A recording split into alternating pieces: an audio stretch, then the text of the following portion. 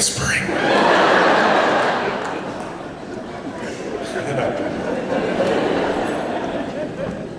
There's a moment that we have, this opening where Republicans and independents are starting to think maybe we might be willing to try something new.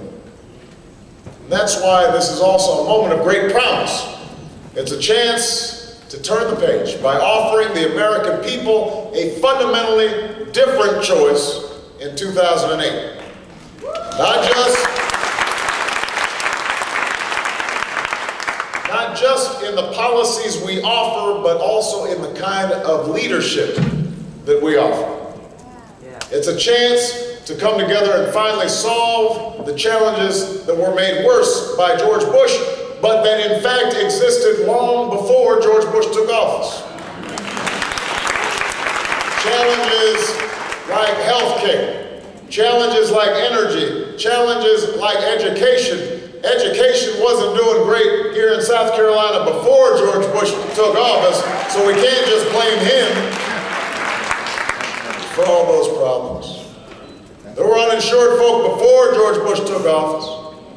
We were dependent on foreign oil before George Bush took office. We have an opportunity to deal with those challenges that we haven't met for decades because of a political system in Washington that has failed the American people.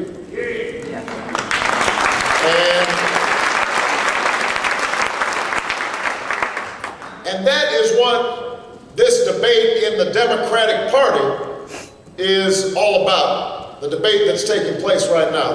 Let me stipulate at the outset, I have admiration and respect for all the Democrats who are running. They would all be vastly superior to the incumbent.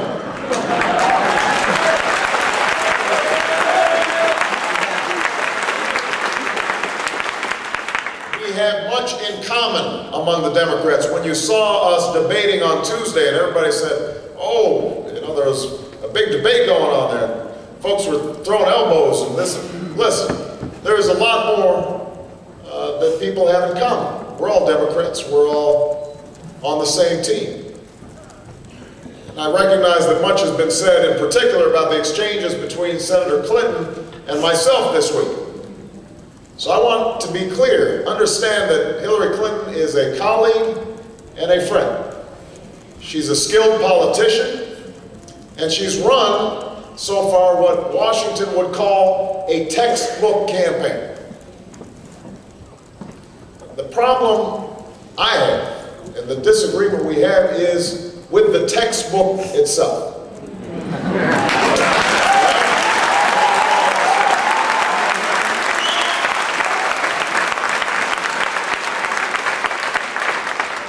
It's a textbook that's all about winning elections, but says very little to nothing about how to bring the country together to solve problems.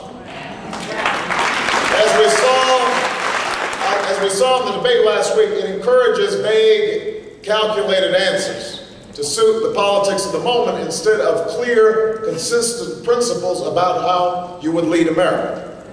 It teaches you that you can promise progress for everyday people while striking a bargain with the very special interests who crowd them out. Now, Senator Clinton is certainly not the only one in Washington to play this game. It's gone on for years. I understand the reasoning behind it. Part of it is designed to narrow the target for Republicans when you get to the general election. I understand the concept behind it. It's a game that usually gets politicians where they need to go. But I don't believe it gets America to where we need to go.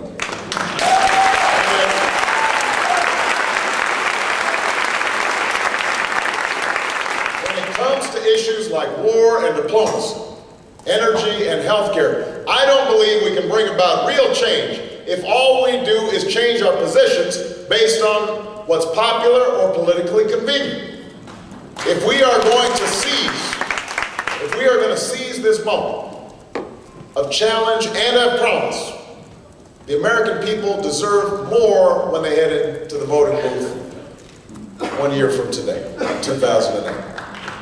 They deserve more than that. I believe that our party has made the most difference in people's lives and the life of this country when we have led not by polls, but by principle. Not by calculation, but by conviction. When we've been able to summon the entire nation to a common purpose, to a higher purpose. That's how Roosevelt led us through war and lifted us from depression. That's how Kennedy called on a new generation to ask what they could do for America. And when I am running for the Democratic nomination for President of the United States, it is because that's the kind of leadership that America needs right now. That's why I'm running for the presidency of the United States of America, to provide leadership of promise and conviction and clarity and purpose.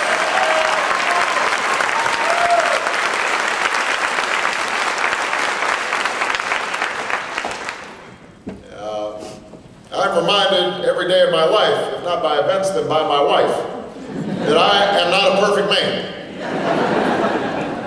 I will not be a perfect president. But I am in this race because I believe that if we want to break from the failures of the past and finally make progress as a country, we can't keep telling different people what we think they want to hear. We have to tell every American what they need to know. We have to be honest about the challenges that we face.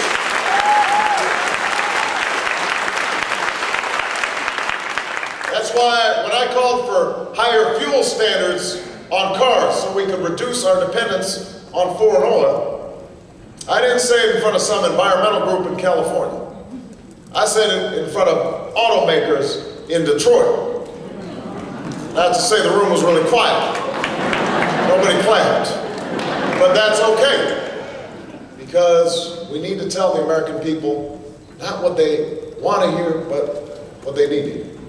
When I called for corporate responsibility so that American middle class could get a tax cut, I said it in front of CEOs on Wall Street.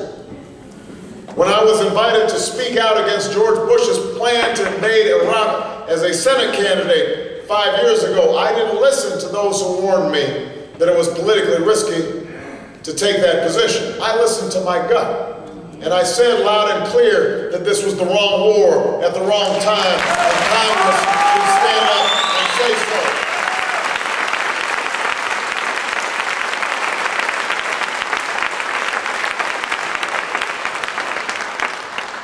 That's the kind of leadership we need right now. That's why I'm in this race.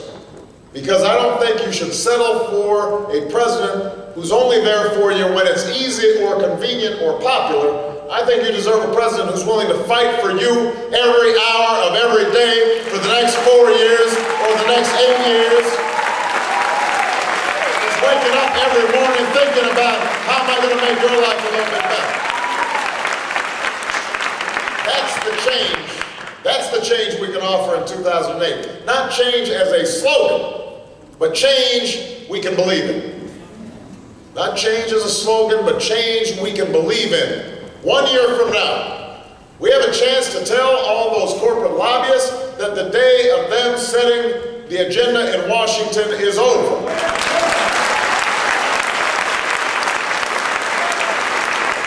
I have done more to take on lobbyists than any other candidate in this race, and I have won. I do not take a dime of their money, and when I'm president, they won't find a job in my White House.